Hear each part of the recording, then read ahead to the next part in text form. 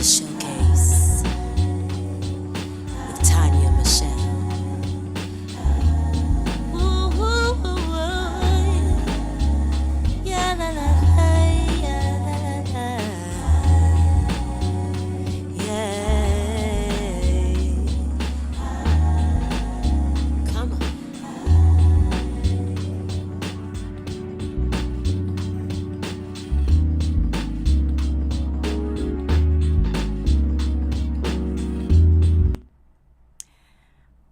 Welcome to the Artist Showcase. I am your host, Tanya Michelle. I miss you guys. I haven't been here. It's been oh my God, it's been such a long time since I've been here. And I welcome you back. We miss you too. Yes. So tonight I have my special guest. I have Park Stewart in the My house. friend over there. Yeah, Park Stewart, singer and songwriter. I gotta pull my stuff back up because I just logged out accidentally. And then I have his manager, Edward. Tell me your last name again. Sorry. Armstead the third. Yes. Wow. We're really going to get into it tonight, as I do with all my artists. You know, we're going to talk a little bit about the industry. We're going to talk about what's new going on with Parks, his new single that's going to be coming out pretty soon. We're going to play that on the air. A few of his other songs that I really love. Yes. We're going to play some of that, talk a little bit about his journey. We're really going to get into it tonight. I'm so excited to have you here on Wjzz Cool TV. Yes, I am. Yes, I am. For those of you who are just tuning in, you are watching Wjzz Cool TV, the coolest station in the world. I am your host, Tanya Michelle, the Artist Showcase. We're live streaming on Facebook, YouTube, Twitch, and Twitter, and other top social media platforms. Please be sure that you like, follow, share, comment, and subscribe. Again, thank you for watching Wjzz Cool TV, the coolest station in the world. Yes. Parks, hello. Hello. Hello. My girl. Tell everyone, who is Park Stewart? Park Stewart. Wow. Park Stewart is just a man who loves God, loves people, and wants to introduce people to the love of God and share love with everyone. Oh, yeah. That's who I am in a nutshell. Yeah. How did you get started in this industry? Such a tough industry. Everyone's trying to get involved and get into it, but what made you, Park Stewart, want to get into this industry? Oh man, I think a compilation of things. You know, it's kind of like when you're young. You know how people say, "Man, when I was young, I was doing this," and somehow or another, you kind of organically move into and latch onto something that's you think may be just a hobby, or you don't know that you're gifted. Yeah. You just tap into a little part of it.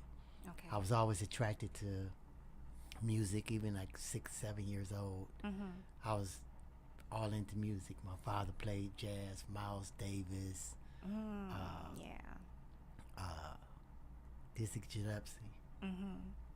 So he played a lot of jazz. When I was young, I didn't really understand it. Yeah. You know, and then I just started listening to it. Before I know it, I was looking forward to listening to it every time we got in the car. Wow. You know, and then my mom, she would sing gospel to me and play gospel music. And I was just the old Motown head, you know, from all music that I was surrounded with. Yeah. And every genre. And then for some reason I was just intrigued as a kid. And at first I thought I wanted to be a DJ. Really? Yes, because you know back in the day they had Donnie the Love Bug Simpson. Oh yeah. Butterball Jr. You know, and we had all these different DJs, and you know back then the DJs broke the records, and it was a source of entertainment. Then we didn't have social media, you know, so radio was that deal, you know, and so I was just so enthralled with music, but love songs would always prick my heart. And in one song, Stevie Wonder had a song, "The Answer Is Blowing in the Wind." Mhm. And then "Love on a Two-Way Street." Mm. And that song used to make me cry as a kid. Really? Now, what did I know about love Right. at that age, you know? But I think it was something that was in my soul that was gravitating toward that music. Mhm. It was touching the soulless realm, Right. not knowing that I would do it in the future. And then I did a talent show at high school. Mhm. I sung Reasons. Mhm. by Earth, Wind, and Fire, and I sung, I think, "I Destroyed Your Love." How about that? And, yeah, and I did Reasons with 2 people, and we did Destroyed Your Love with just 3. A lot of harmony in there, but didn't know it then, but we were switching parts and things of that nature, not knowing what I was doing. Yeah. I didn't know it was special at the time, you know? Yeah. But after the response from the talent show at high school, it kind of let me know that, you know, I did have the talent. The bug bit you. And then people used to come to my house from all over, and we'd have singing battles. Like groups would come to each other's house, and they would come to my house, and you know, you had to come out, and then you had to. They'll sing a song, you sing a song, and, but it was all fun, you know. Yeah. It was all beautiful and fun. I kind of missed those times, but that's how close people were back then. Wow. And kind of supported one another. And I went and saw a group one day called the Prolifics in Detroit. Okay. And at Soul Day, we had a group called, it was Brian Banks, 5 Special. We had Lynn Marie.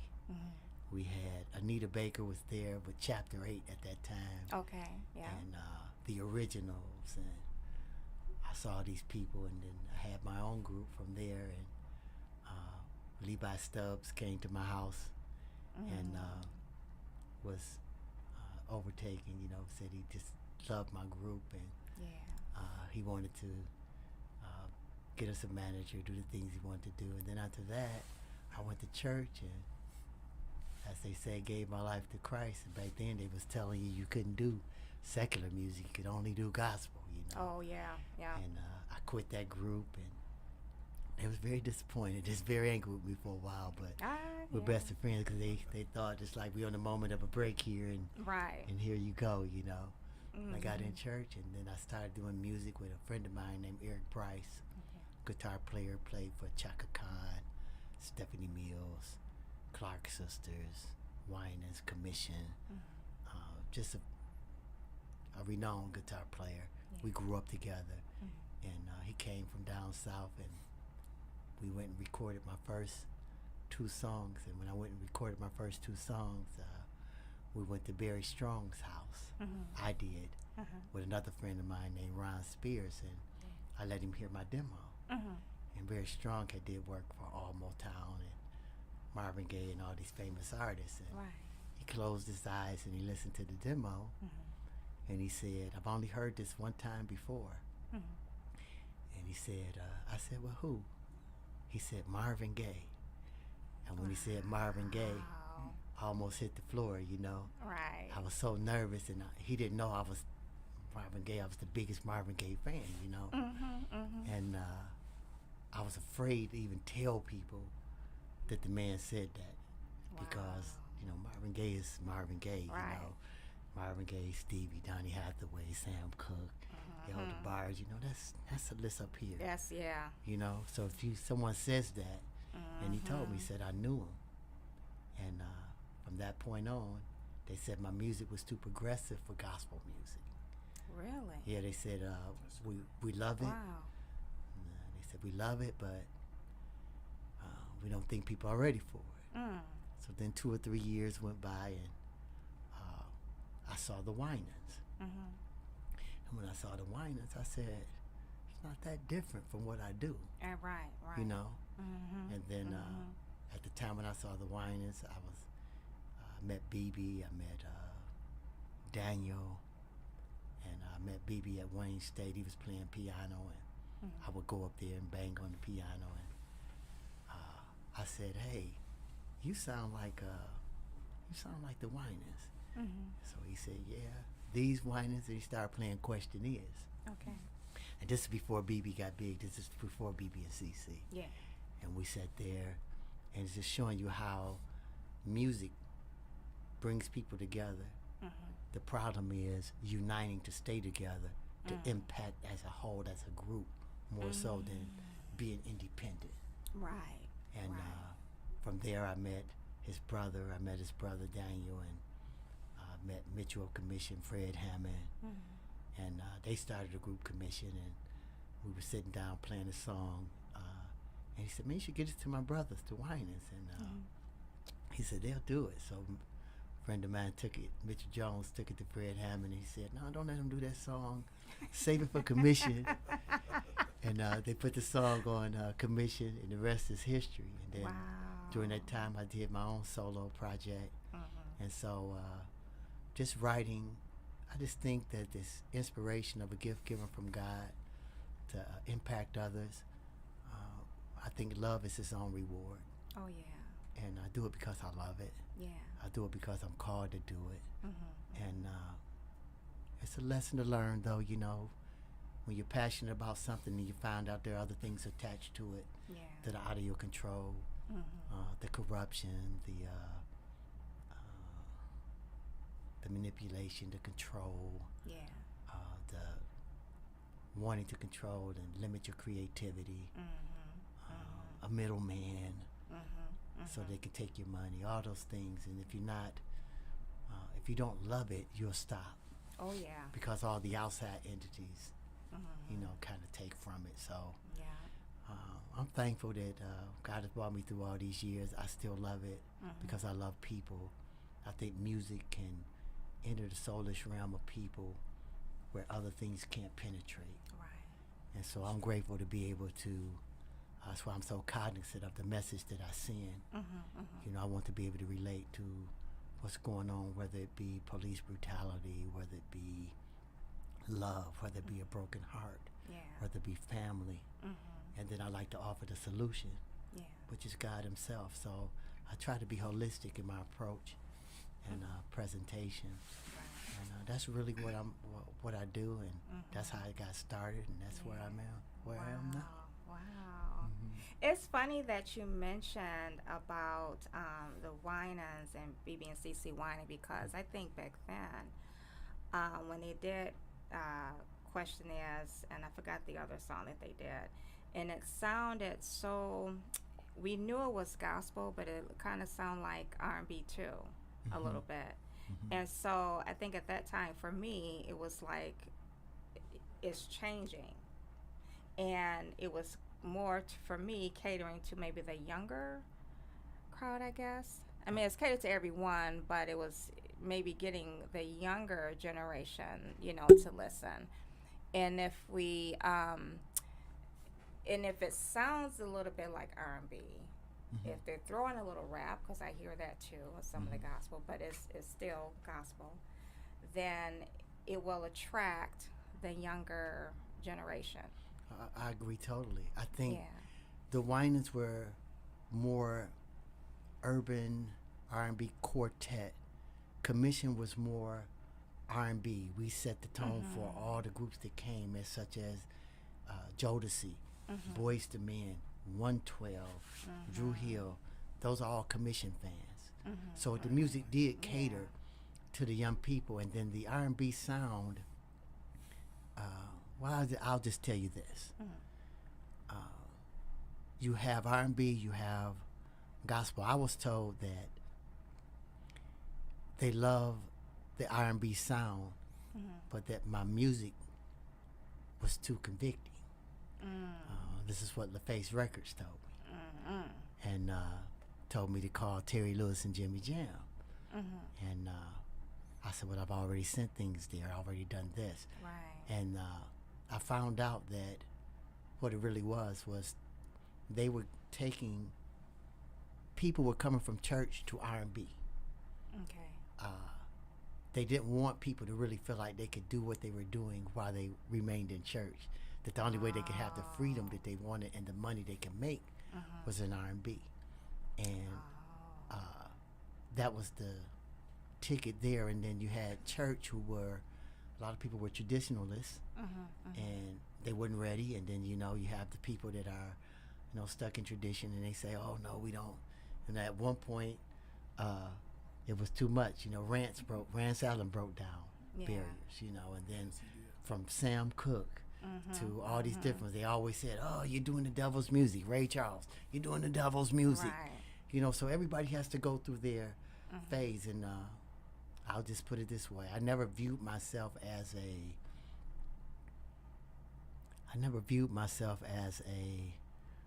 R&B artist or a gospel artist. I viewed myself as a messenger. Okay. A messenger. I deliver messages. And you can call it whatever you want. You can put it in whatever genre. If you open up your Bible and you read Psalms, it talks about life. Read Proverbs, it talks about life. Life stories are in the Bible. Right. Heartbreak is in the Bible. Some detestable things, murder, overcoming, all the things you have to deal with, they're there, but it gives you an answer. And so I think we get so carried away with judging people the wrong way. Yeah. I wanted to lead by example, and I wanted to do the same thing musically. And I was told by an artist, I'll let him remain unnamed. Okay. And he said that I was not going to be able to do R&B the way I was doing it. Gospel, the R&B way, the way I was doing it, and get R&B to accept it, because R&B would want me to be a sex symbol. He said they're going to want you, and they're going to want to exploit that area. And I think what he was trying to say, they want it overly centralized. The gospel in itself, intimacy is sensual. Right. But all sensuality is not bad. Right. If you're intimate and it's sensual, the right way, the Bible says we have two types of wisdom. One is spiritual and one is sensual and earthly. As long as I stay in the realm of purity and innocence and the realm of truth, then that's what comes across. But I think people fear it. Then you have envy, you have jealousy, you have some people, the unexpected, which took me off guard. I wasn't expecting that. I was like, wow, we should all be together. You do what you do, I do what you do. My peers are my favorite singers of today, my peers. Right. In the past, of the past singers, except for Stevie, but there's Stevie Wonder, Donny Hathaway, Elder Bar, Sam Cooke. Those are my favorites. Yeah. Marvin Gaye, all those are my favorites. But my peers, I love to hear my peers sing. Yeah. And I love the different styles. I love to embrace it. I love the uniqueness.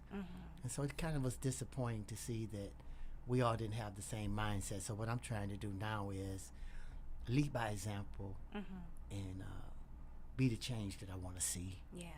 So I feel if I do that, maybe I could bring some people together in the industry and we can make the impact that I feel like we should be able to make as African Americans in the system. Yeah, that's for sure.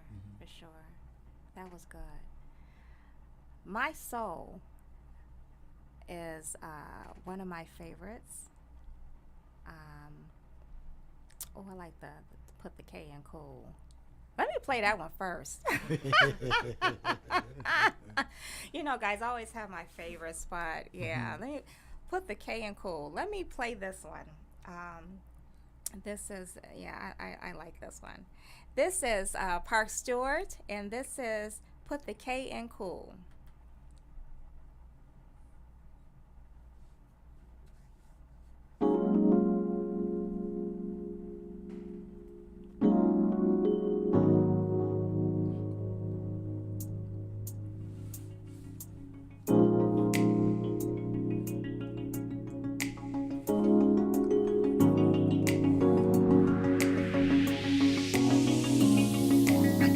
Voices crying from the annals of my history, echoing through the corridors of my mind. Though it seems so long, it's not a distant past. You wanna know why? I tell you how.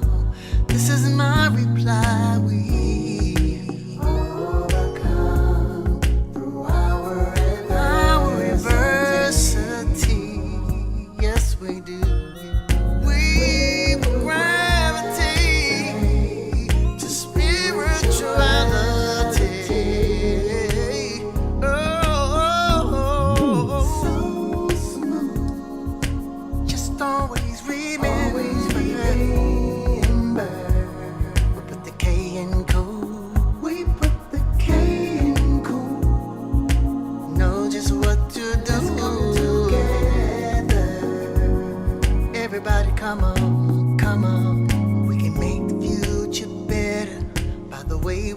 in the present is our destiny. Through the strength of unity, take the responsibility. Use your creativity. Ask me how, wanna know why. This is my reply. We overcome, yeah, through our adversity. I like that. I like it. Put the K in cool. Park Stewart is cool. He put the K in it. He's just so suave. Just sitting there. Love it. I love it. What inspired you to do that song? I'm going to let Ed tell you how it happened, and then I'll tell you what was going through my mind when I did it. What were we doing, Ed? Well, first of all, I had threatened him to do a Christmas project. Okay. Because I kept asking him, I said, we need to do a Christmas project. He said, everybody doing them. I don't want to just do that. I said, it's not going to be a Park Stewart project. So no matter what they do, you got a signature sound. And as a songwriter, so I basically threatened him. I told him, I said, look, you doing it, I'm paying for it, meet me at the studio. And I had to threaten him like that. So we got in the booth, we was working on this song. I'm sitting at the control, he in the booth. He started singing a melody, because a lot of people don't know, Parks write incredible songs, but he don't use pencil and paper or pen. It just comes out of his spirit. Okay. And you might write down what he said, but he work out those melodies. It's like God bursts all that stuff out, and I get to see that firsthand. So the average person's like, you need paper, and it's like, you're gonna embarrass yourself. Don't even offer that to him. Just let him go in the booth. Yeah. So he went in the booth. He started listening. I got up and went to the bathroom. I came back. I was thinking something in my head. We was working out melodies because "Put the K in Cool" was a Christmas song. Right. So we working out the melodies for the song. I'm like, da, da, da, da. He's like, yeah, this gonna be nice. He comes out of the booth. He said, Ed, you know what? Now I've already asked him. I said, let's do a conscious and awareness song. Right. He said, no, we don't want to do that. Let's just stick to the Christmas song. So he comes out of the booth. I said, you better not say it. He said, let's do a conscious song because I'm hearing some stuff. I said, man, get in the booth. So "Put the K in Cool" was actually, what Christmas song was that? I don't remember. I don't even remember. I just know we were going to do that. It was a Christmas song. We was working out the melodies on it, about to record it, and then it just started birthing out. Wow. But what happened was, the reason why it changed, I think, is because that's when a lot of the police brutality was going on, and the George Floyd stuff and all that was going on. And I remember I was saying that cooler heads prevail, and so it just came to me while I was in there. Yeah. And when I was younger, like listening to what's going on. And then Donny Hathaway, "The World is a Ghetto." Stevie Wonder, "These Three Words." They always talked about the things that were going on. Yeah. And I just said, man, it just came to me. I said, well, what you want to say? That's what I always say when I go in. I said, Lord, what you want to say? And it came out, and I was like, hey, I just want to remind them who you are. Because I think if we remember who we are, how we get on as a people, the times when the neighborhoods took up for one another. If one didn't have, you can go across the street, you can go next door, get a cup of sugar. Right. You can eat a meal if you didn't have, Right. things that make up. And so, Took a village. so yeah, to raise, and so that's where that came from. And I really enjoyed it. I just thought that it was a perfect opportunity. That's what inspired it. The things that go on around and about you that need to be addressed, I just like to address them. Yeah. And I don't want to be. I don't want to be limited in what I can talk about. Yeah. And what it's supposed to sound like. I just want to do good music. I want to do it from the heart. I want it to come straight from my spirit of love and passion. Yeah. And I want the world to feel that. Yeah. Awesome. For those who are just tuning in, I have Park Stewart in the house with me on the Artist Showcase, and Edward Armstead in the house, his manager. Yes, we are discussing Park Stewart's journey, listening to his music, having fun. We just played "Put the K in Cool." Again, you're watching the Artist Showcase. I'm your host, Tanya Michelle, and we are streaming live on Facebook, YouTube, Twitch, and Twitter, and other social media platforms. Please be sure that you like, follow, share, and comment, and subscribe. Thank you for watching WJZZ Cool TV, the coolest station in the world. Again, I am so happy to be back. I've been on hiatus for about a month. I think the last time I was here, I was getting ready to fly to Miami Beach for the first time. And I had a wonderful time celebrating one of my best friends and my alumni classmate, Angel A. Angel A is the artist that is on my introduction intro song. Got it. Yes, she is also a gospel singer, and she does house music too. Wow. And hopefully we'll have her here on at the station sometime in the next couple of months or so, because she has a new CD Beautiful. out. Beautiful. Yes. She has a new wine too. So I'm definitely going to bring her back on the show. And she's also performs my intro song for the Entertainment Lounge. Oh, so, beautiful. shout out to Angel A out there. She's from here, but she is over there in Chicago, Illinois, my second home. For those of you who was out last night at the Aretha Cafe, one of our events, WJZZ's events last night, thank you for coming out. We had Charles Prophet, saxophonist from here from Detroit. He performed last night, did an awesome job. His second time performing for us, and he did an excellent job. If you missed it, shame on you, right? But you can catch a snippet of it on WJZZ Cool TV or WJZZ Detroit Radio. So be sure, we do this monthly, so be sure that you keep on the lookout on our Facebook pages to see when is the next event is going to be at the Aretha Jazz Cafe. Yeah, all right. You've written songs, Parks, for Yolanda Adams, Dave Allister, Commission, just to name a few. What was it like working with those amazing artists? Oh, wow. I think, let's start with Yolanda. Yes. Yolanda was, I like the beginnings, because the beginnings were so much. Before everybody got so busy, the beginnings, and we shared so much. She was a lot of fun. She's a fun person. She's funny, has a sense of humor. And she came up from, I think she was in Houston at the time. Okay. And then she came up to Detroit for, I want to say it was one of Michael Brooks' Young Artists for Christ. Okay. There was a program given for the youth that he would put together, a very nice program that Michael Brooks put together, and he would have different artists. They would just come. Yeah. And it just exploded. It was like young people, everybody there. And then everybody that was somebody just showed up. Wow. You know, you would have the Winans, the Clarks, every Rance Allen, Witness, John P. Key. Wow. I mean, everybody just came. And Yolanda came, and she was just getting started, and all of a sudden she had her, you know, her hit records and the things she was doing, and she came up and she saw me emceeing one of the programs at the Young Artists for Christ, and there was a guy, Alex Morris, who is the lead singer of the Four Tops now. Okay. Alex and a young lady named Beth. Okay. They had did a song, and I had wrote the song for them, and it was called More Than a Melody. Okay. And they sung the song that night, and I ad-libbed at the end of it, and she fell in love with the song, and she said, I gotta have that song, Parks. I gotta have that song. And so she ended up doing More Than Just a Melody, and another song I had called Open Arms with Ollie.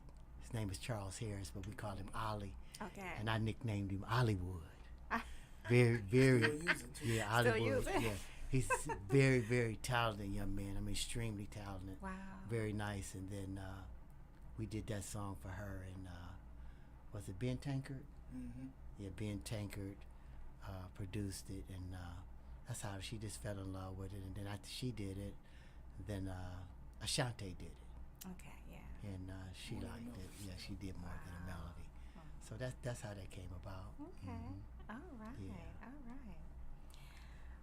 Where would you put your music?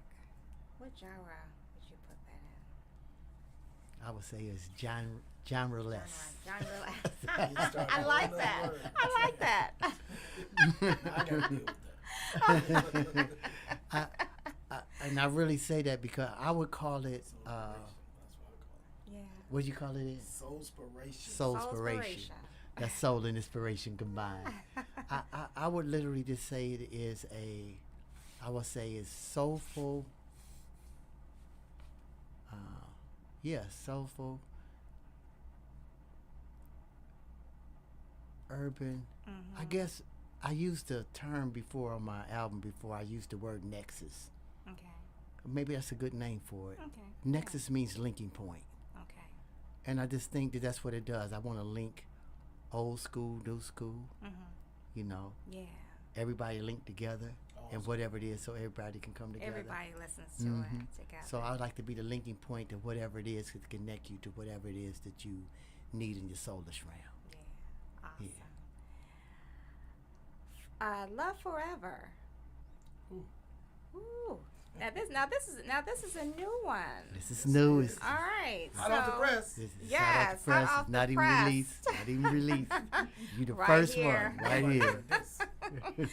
Well, we're gonna listen to it for the first time.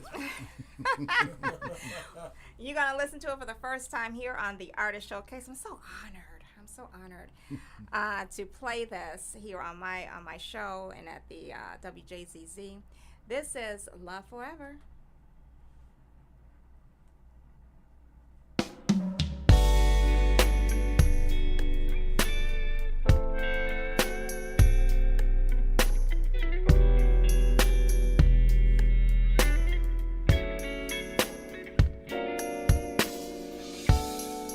Like the sunrise,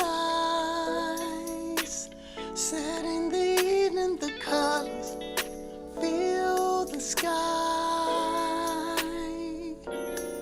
Soon the moon will no longer hide, stars will light up the night. When all of these things come together and everything feels alright. So much closer than most, so intimate. Oh, oh, oh, love is forever. Let me get lost in your presence, in that place where love is. Yes, it is. Let me get lost in your presence, in that place where there's no end, no never. See, I like living life, 'cause life is worth living when I'm with you. Whoa, whoa.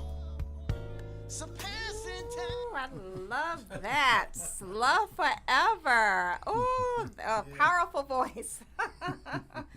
Powerful voice. What inspired you to do Love Forever? Oh. I want to cause people to seek what true love is. I think we have misinterpreted and I think we have misrepresented love. I think we've gone more to sexuality instead of the intimacy. Right. You know, and I just want to, when I thought about love, I thought about the greatest source of love. You tap into your spiritual being, and the greatest source of love comes from God. It says God is love. And so when you do that and you tap into that, the purity of that love takes you to a place that's inexplicable, and it resonates. And the thing about it, you know, you can see it. You can see love with a mother toward his child, a woman toward her husband, a daughter toward her father, a mother toward her son. No matter what relationship, when you see it, you know it. Yeah. If you see someone helping someone less fortunate, if it's from the heart, you can see it. You know, so the very thing that we say is not visible, we make love visible. And so my desire is to say love is forever and let them know that love is not temporary. Yeah. is permanent. You may have displayed it in a temporary moment, Right. but it'll have an everlasting effect. So love really does go on and on. So love is forever. And I was just inspired just to show love. The greatest love I have comes from the intimacy I have with God, and then I just demonstrate it to others. Yeah. And I found out it has a very profound and I just the effect of it. You know, it's like, it's almost like I can't even hardly describe it, but I love seeing it. Yeah. When you listen to the song, I love seeing your eyes light up just by the sound of it, because it's an expression of love. Right. Just to think about it, it takes you to that good place, Right. that warm place, you know, being embraced and embracing others, That's right. you know. So that's the inspiration behind it. And that's my desire. I love that. I love that. Edward. Yes, ma'am. So let's talk about the business side of the industry. First of all, tell us a little bit about yourself, and let's go into the business side of it, because I know there's some people out there who wants to get into this industry, are kind of not sure, you know, where to go, how to put their music out there. I know people are putting on social media now, but you know, they really want to know, you know, the pros and cons. So first, tell us a little bit about yourself, and if we can tell us a little bit about the business side of it. Well, my name is Edward Armstead III. My vocation outside of business and running our label is producer and songwriter as well. Okay. I've been blessed to have 4 Stellar Awards, to have a gold and platinum certification for songs I've written. I did a song called Break Forth Praise for Juanita Bynum. It sold 1 million copies. Wow. I won Stellar Fan Favorite of the Year in 2008 when I received my first one. And God has just blessed and opened so many doors to have Dove nominations and things of that nature. And I've been blessed to write and produce for a lot of different artists. So the relationship, how things came about with me and Parks is, as he was saying earlier, we kept running into brick walls. People were saying, we love his music, but we don't know what to do with it. Or it sounds really good, but is it gospel? You know, we kept having those problems. So I said, yeah, you know what? I'm going to put your music out. Yeah. I was like, this is my brother. We've been working together 30 years. Wow. And so we didn't just, it wasn't no happenstance. I actually met him at Young Artists for Christ. And I walked up to him and said, hey, man, can I have your phone number? I just saw him in a jogging suit. You know, I had a little group called Redemption at the time. A lot of people don't know my singing side. I sung in a group for years, a very successful group. We just didn't record. But we sung all the commissioned songs, all the Take 6, and the whinings. And so I remember talking to Parks, and I walked up to him and said, can I have your phone number? I want to talk to you about something. So he said, sure, gave it to me. We've been linked together ever since. But just watching him go through, I think his first project, I kind of came on the scene a little bit. His second project, which was Psalms 51, another chapter, I was very instrumental in working with, I did all the promotion for that album. The company had actually hired my company to promote his album. So by the time he did his third album, which was in 2004, where you hear My Soul from, I was the A&R person, and a lot of people I was managing was on that record. And so we were already connected in so many different ways. And I remember telling Parks, I was like, man, this stuff is before its time, it's timeless. And I was like, all the songs that you've written for people, they're never going to be ready for what you do. You just got to do it. Yeah. And so every album that he had, I was connected some kind of way, as well as my wife. And I remember working at Studio A that's now closed, promoting his album, and they just would not listen. And we were at 105.9 where I was working doing a gospel radio show. And the host of the show said, tell Parks tomorrow he's going into heavy rotation. I said, what does that mean? He said, well, he's going to get about 8 spins a day. In other words, he's going to have a gold record. So I was like, well, man, let me hurry up and go back and tell them that. So I ran back to the studio and told them, and they looked at me like, so? And so I was like, you got to be kidding me. So me and Parks would be riding along in the car. We would hear his song, Gotta Keep Holding On, 8 times a day.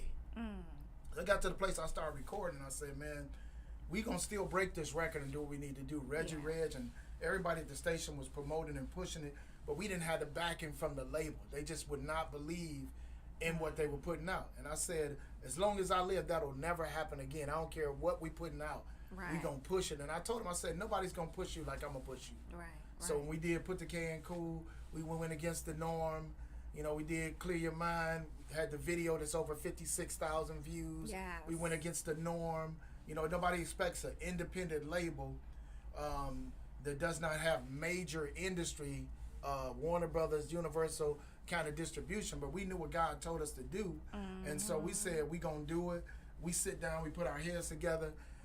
As relates, I may step in creative role at times. It depends on what we're doing. Like his Christmas project, we did that together. But I pretty much let him do what he do, because I feel the more that he's relaxed and just enjoying what he does, we're gonna get the best out of him. All right. So I let him stay in his lane, and I stay in mine. That's why if it's a music or a label question, he will not even answer. But I said, nobody's gonna push you like I'm gonna push you. So after we did Clear Your Mind, you know, a very successful song, great band. We actually, the vision for that was to go back into our neighborhoods in Detroit. So we went to the house that I grew up on. I sat on that porch in that video, and we went to where he grew up in his neighborhood. We couldn't stay that long in his neighborhood. That was kind of rough over there. But the whole thing we was trying to show was that two brothers came together with a vision of love and worked together and showed what God can do when you put your stuff together. And so then by the time we did Black Pearl, the whole focus for Black Pearl was, the inspiration, of course, was his wife. Princess was also my member of my church. I claim her as my member. He claims my wife. But the whole thing and the premise of that song was to honor women of color and celebrate them. And that's what the song does. It was more like an anthem. You know, so everything, it's a method to our madness in every way. Yeah. And if somebody else is doing it, we probably won't.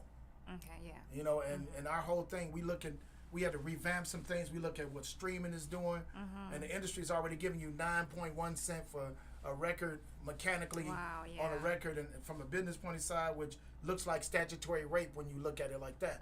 But streaming, when you look at somebody like Spotify, is giving you a third of a penny for a stream. I said, you know what?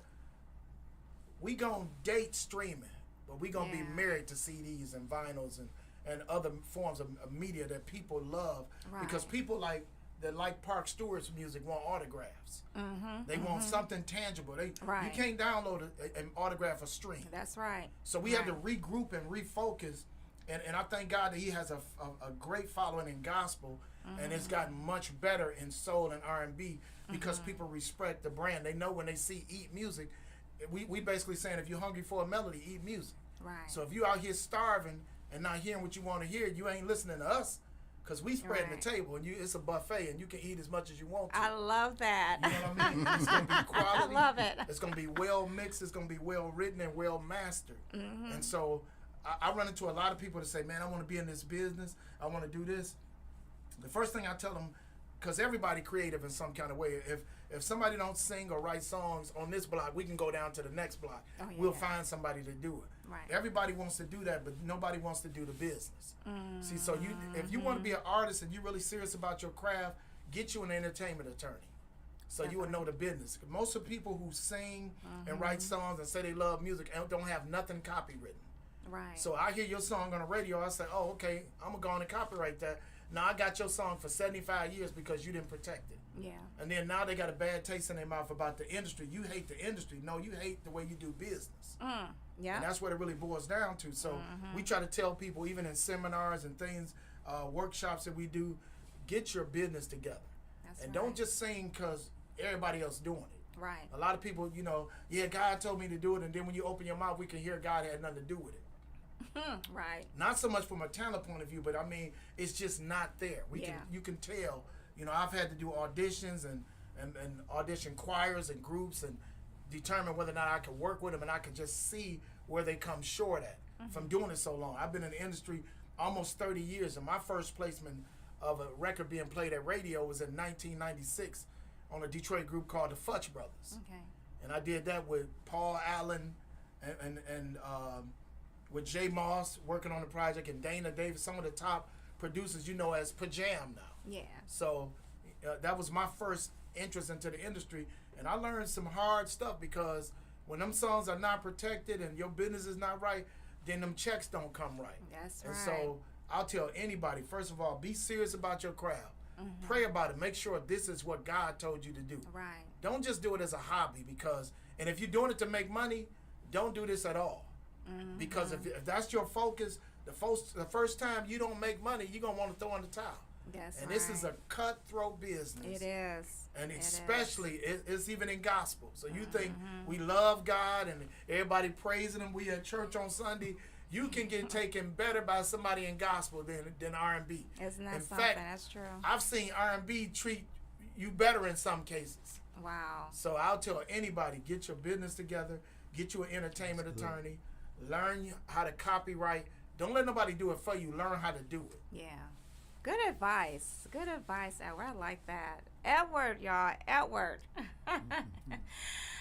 Clear your mind. I'm going to play this really quick. We're got 4 minutes left, and then we're going to, once we come back after Clear Your Mind, we're going to, Park's going to tell us where you can find his music on social media.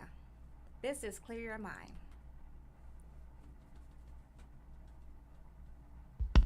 Let me clear your mind, keep your mind stayed on me. Oh yeah, I will keep you perfect peace. You let me clear your mind. I don't need to worry. I will keep you perfect peace. Let me clear your mind. Don't let your circumstance get you down. I wrap my arms around you, never remind you, in case you forgot. I'm the one who speaks to the winds, they obey me, they gotta stop. Peace like a river, peace like the river flow. Oh, just know that I'll be there. I'll be there, I'll be there. Yes, I said it, I meant it. You're not alone. I said I never leave you and I never will. Clear your mind. Yes. Park Stewart. Love it. Love it. I want to thank you all for tuning in to the Artist Showcase. I'm Tanya Michelle. Thank you so much, Parks and Edward, coming on to the Artist Showcase. Where can they find your music? Yeah, tell them I where knew they he can was going to find look it. at me. It's on all digital platforms, everything. Everything but Love Forever, because we haven't released that yet, but we're planning a big listening party, something he's never had before. Okay. And so we're going to do some big things. We got another single that's going to be coming, a cover tune that's going to be coming before we drop that. Okay. We just wanted to give them some little taste on your show because you're special, so we have to do thank that. you. Know? And his Christmas project, we're going to really be pushing that this year like never Okay. before. It's an excellent project. So, And then but go you to can the get it. website. Yeah, on the Eat Music website. It's going. I'm gonna tell you this. It'll always be stuff on Eat Music website that you can't get on platforms Oh, because okay. our people are special to go to the website. So we might do anything. You might hear a remix or anything. It may not be on the platforms because I want people to get special content when they go to our website. I So love that. Keep I in touch love with us that. because we're gonna keep the game moving and keep you guessing. Mhm. One thing for sure, if you're hungry for a melody, you can eat music. I love that. Edward, I love that.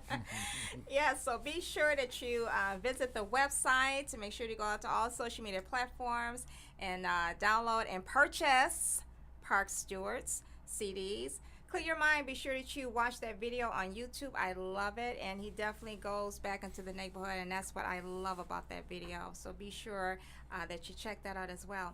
Again, thank you, Park Stewart Thank you. and Edward Thank you. We Umstead love for coming you. on We to love the Artist you. Showcase. Hope And you I want know to that. thank you all, my viewers, for tuning in to the Artist Showcase. Again, I'm your host, Tanya Michelle, and I will see you all next week.